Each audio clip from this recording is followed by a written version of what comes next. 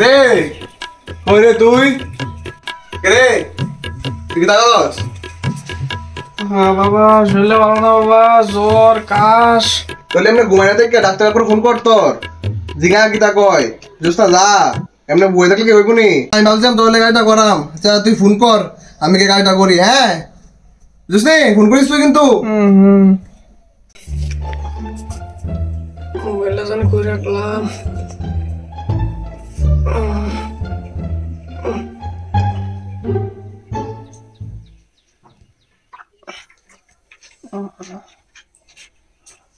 Hello doctor কাকু।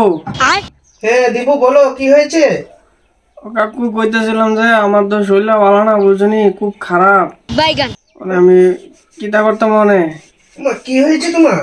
আরে জ্বর, এরপরে কাশ, মানে উঠতামই পারি না বিছানাতে। ও তাহলে একটা কাম করো, তুমি আসো না আমার কেবিনে আসো, আমি ওষুধ লিখে দিচ্ছি, আসো আমার কেবিনে।